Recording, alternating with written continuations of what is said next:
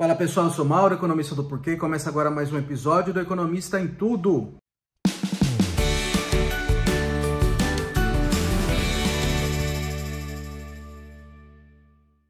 Você que está chegando por aqui, eu te convido a se inscrever no nosso canal e também ligar o sino para receber as notificações. Toda semana 3 vídeos novos e também dar uma olhada lá no nosso canal www.porquê.com.br, o nosso site, né? Lá tem bastante conteúdo escrito também. Hoje eu vou falar sobre o Prêmio Nobel de Economia que acabou de sair. Estou gravando aqui na segunda-feira de manhã e saiu no começo da manhã. Eles anunciaram os ganhadores desse ano, que são o Ben Bernanke, que hoje está afiliado ao Brookings Institute, o Douglas Diamond, que está na Universidade de Chicago, que é professor da Universidade de Chicago, da Escola de Negócios, né, da Booth, e o Philip Dybvig, que é professor da Universidade de Washington at St. Louis. Eu vou falar um pouquinho sobre as contribuições deles e vamos focar mais no que o comitê do Prêmio Nobel está levantando como relevante das contribuições deles, que são gigantescas, tá? Muito vastas. Eu vou focar aqui mais no que o comitê do Nobel tá levantando como relevante para dar esse prêmio, tá? E assim, o tema do prêmio é para pesquisa em bancos e crises financeiras, tá? Que é um tema super importante e ficou ainda mais importante com a crise financeira de 2008, tá? E também tem uma pessoa entre esses três, que é o Ben Bernanke, que além de ter contribuições acadêmicas muito importantes, ele também estava ali no olho do furacão na crise financeira de 2008, porque ele era o presidente do Fed, o presidente do Banco Central Americano.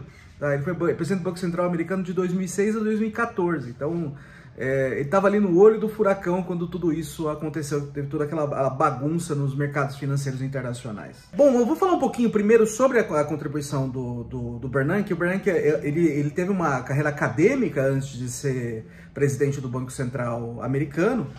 Ele foi durante muito tempo professor da New York University, e aí depois ele foi para o Fed, e hoje ele está na Brookings Institute. Tá?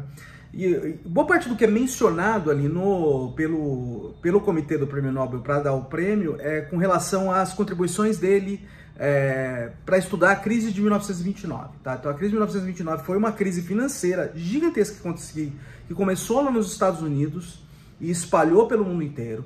Teve uma quebradeira, primeiro, nos mercados de ações, nas bolsas, tá?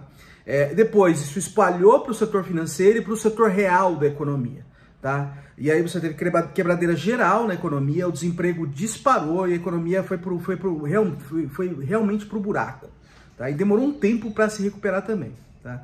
E o Bernanke ele tem contribuições importantes para entender o papel do setor financeiro durante a crise, para amplificar a crise, tá? Então eu vou explicar primeiro qual que é o papel dos bancos na economia, tá? O banco, ele é normalmente chamado de intermediário financeiro, tá? Intermediário mesmo, porque ele conecta poupadores, quem tem dinheiro em excesso, tá? E gostaria de poupar, com quem quer tomar empréstimo, tá? Então você tem gente na economia que poupa, porque não gasta tudo que recebe, e você tem gente da economia que quer tomar emprestado. Tá? São empresas que querem fazer, por exemplo, financiar capital de giro, empresas que querem tocar projetos de investimento, pessoas que querem comprar casas, que querem comprar carros, por exemplo. Tá? Então o papel do setor financeiro é conectar esses grupos, os grupos dos poupadores com os grupos dos tomadores de empréstimo. Por que esse papel é tão importante? Imagina se as pessoas tivessem que fazer isso sem esse intermediário. Tá? Imagina você que tem um dinheiro sobrando e não quer ficar com esse dinheiro parado, tá? Quer emprestar para alguém para colher um juro. Tá? Então você imagina que não tem o banco. Você vai lá e vai procurar alguém para emprestar esse dinheiro. Então você tem várias pessoas te pedindo dinheiro. Tem uma pessoa que quer, por exemplo, comprar uma casa. Tá? E você está pedindo um empréstimo. Tem uma pessoa, por exemplo, que é dono de uma fábrica de fraldas descartáveis e quer fazer uma expansão. Tem, por exemplo, 2 horas depois, uma empreiteira, por exemplo, que quer construir um prédio novo. Tá? Todas essas pessoas estão disputando o seu dinheiro. Como é que você vai saber para quem emprestar? Você não tem informação nenhuma sobre eles. Tá? E além disso, você tem que buscar informação para saber qual que é o melhor investimento, não só qual é o melhor investimento, mas qual é o investimento mais seguro, tá? Para você não ficar na mão depois, por exemplo, se algum desses entra em falência, você não vai receber. E depois de emprestar o dinheiro, você tem que ficar monitorando essas pessoas para garantir que você receba o dinheiro depois, tá? É o banco que faz isso. O banco é especializado nesse tipo de tarefa, tá? E o banco ganha dinheiro com isso. Esse é o business do banco, é conectar as pessoas, coletar informação sobre potenciais tomadores de empréstimo e remunerar os investidores com isso, tá? Porque se as pessoas fizessem isso sem os bancos, sem esse intermediário, ficaria muito complicado e provavelmente esse dinheiro não fluiria. Então o que acontece, por exemplo, quando o sistema financeiro entra em colapso, que é parte da pesquisa do Bernanke, tá? Sobre a Grande Depressão. Com o sistema financeiro entrando em colapso, o dinheiro não para de fluir, tá? Ele não vai dos poupadores para os investidores, para os tomadores de empréstimo, tá? E aí você tem, por exemplo, empresas que dependem do crédito. Por quê? Porque elas, por exemplo, precisam fazer capital de giro, tá? Eles precisam, por exemplo, pagar empregados antes, porque vão receber o dinheiro depois, tá? Ou pagar fornecedores antes, porque vão receber o dinheiro depois quando fazerem suas vendas, tá?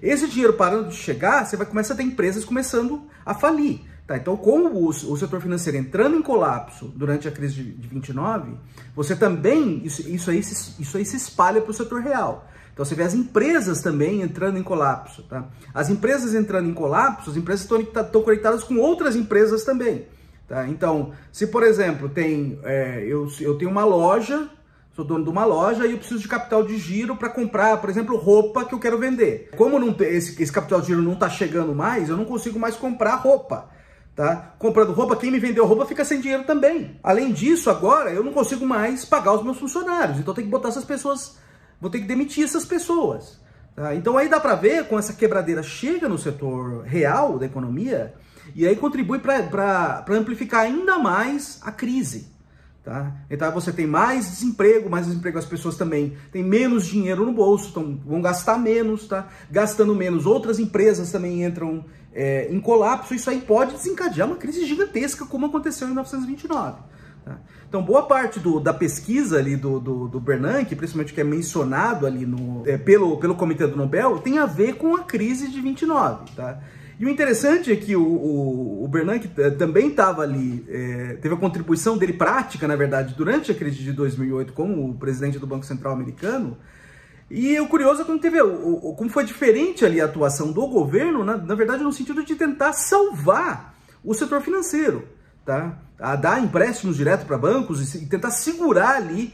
Lógico, foi custoso, gerou uma série de problemas, tá? Mas pelo menos assim, evitou-se que o problema se espalhasse ainda mais, tá? Então, muito provavelmente a pesquisa do Bernanke está por trás das políticas econômicas que vieram para tentar segurar um pouco ali do choque gigantesco que aconteceu na crise financeira de 2008. Tá? E aí as repercussões foram muito ruins, mas não foram tão grandes quanto a de 1929. Agora eu vou falar um pouquinho das contribuições do Diamond e do Dybvig, que foram os que estão ali, receberam prêmio junto com o Bernanke. O Bernanke é o economista mais famoso aí, né, dessa trinca, mas são economistas bem importantes e tem a ver com a pesquisa do Bernanke, né? Então, como eu estava falando, assim, a importância de bancos, e além, não só isso, né? Como que o setor financeiro conecta com o setor real e pode amplificar o efeito de crises. A pesquisa do Diamond tem a ver com corridas bancárias, tá? O que é uma corrida bancária? A corrida bancária é justamente quando o setor bancário entra em colapso. Como eu estava falando, o banco ele conecta poupadores e tomadores de empréstimo, tá? Só que o banco ele toma dinheiro de correntistas, tá? E ele empresta dinheiro para, por exemplo, para quem está querendo comprar uma casa ou uma empresa que quer fazer um projeto de investimento, esse tipo de coisa. Então, geralmente é mais longo prazo quem vai te pagar, tá? E quem está poupando ali, muito provavelmente, muitas vezes vai querer o dinheiro rapidamente, tá? Porque, sei lá, preciso fazer uma compra, ou preciso fazer uma cirurgia, alguma coisa assim, então eu preciso do dinheiro rapidamente. Essas coisas normalmente funcionam, tá? O dinheiro dos correntistas não está lá no banco. Isso é uma coisa bem importante. Ele não está todo lá no banco. Boa parte disso está emprestado, tá? Porque o banco é o intermediário, tá? Isso normalmente funciona. Em termos normais, funciona, tá? Funciona por quê? Porque nem todo mundo vai de uma vez pegar o dinheiro de volta. Nem todo mundo precisa desse dinheiro imediatamente, tá? Dos correntistas, tá? Então, normalmente as coisas vão bem, tá? Tudo isso acontece de maneira normal, tá? O que acontece numa crise, que acontece numa corrida bancária, é se todos os correntistas, eles se coordenam para pegar esse dinheiro de uma vez, tá? Se eles se coordenam para pegar esse dinheiro de uma vez, não tem dinheiro para todo mundo. E aí o banco quebra, tá? Porque é forçado a fechar e não consegue pagar todo mundo. Como isso pode acontecer? Tá? Se as pessoas, por exemplo, perdem confiança no setor financeiro. Se elas perdem confiança no banco, elas vão achar que não tem dinheiro para todo mundo. Elas realmente começam a se preocupar. Então eu quero chegar primeiro. Eu quero chegar primeiro para receber. Porque se eu ficar no fim da fila, não vai ter dinheiro para todo mundo. Tá? Aí dá o desespero. Então aí você tem corrida bancária. As pessoas atacam os bancos para tentar tirar o dinheiro o mais rápido possível. Tá? A pesquisa do Diamond Dybvig é um modelo econômico para tentar entender isso, né? Em que é um modelo de teoria dos jogos, uma aplicação de teoria dos jogos, em que você tem dois equilíbrios ali. Um equilíbrio é que todo mundo tem confiança no setor financeiro, as coisas acontecem normalmente e as pessoas vão lá, colocam o dinheiro no banco, mesmo sabendo que o banco não está segurando o dinheiro deles lá e está emprestando para outro, tá? Mas as coisas acontecem de maneira ordeira. Quando a pessoa precisa, nem todo mundo vai tirar ao mesmo tempo, tá?